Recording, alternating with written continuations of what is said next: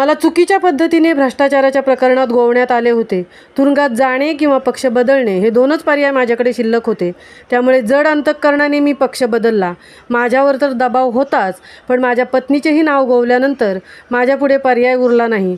असा गौप्यस्फोट शिवसेना शिंदे गटाचे नेते आणि उत्तर पश्चिम मुंबई लोकसभेचे उमेदवार रवींद्र वायकर यांनी केला आहे. एका वृत्तपत्रास दिलेल्या मुलाखतीदरम्यान ते बोलत होते. मुंबईमध्ये 20 मे रोजी लोकसभेसाठी मतदान होणार आहे. त्याआधीच वायकर यांनी व्यक्त केलेल्या भूमिकेमुळे विरोधकांना मात्र आयताच मुद्दा मिळाला. रवींद्र वायकरांनी यावेळी आपल्याला भावनांना वाट मोकळी करून दिली. शिवसेना प्रमुख बाळासाहेब ठाकरे यांच्या वेळेपासून मी हाती शिवबंधन बांधले. बाळासाहेबांच्या शिवसेनेत 50 वर्षे राहिल्यानंतर मला उद्धव ठाकरेंची साथ सोडावी लागली. परंतु नियतीने माझ्यासमोर प्रश्न निर्माण केले होते. नियती कसा बदल घडवून आणते, असे रवींद्र वायकर म्हणाले. आपल्यावर झालेल्या भ्रष्टाचाराच्या आरोपाबाबत बोलताना वायकर म्हणाले, माझ्या विरोधात झालेली तक्रार ही फौजदारी स्वरूपाची नव्हतीच. मला सर्वोच्च न्यायालयापर्यंत जावे लागले. माझे प्रकरण राजकीय होते, असे वकिलांनीही मला सांगितले. माझ्या मदतीसाठी कुणीही पुढे आले नाही.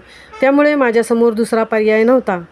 महामुंबईसह तृप्ती भुईर, मुंबई.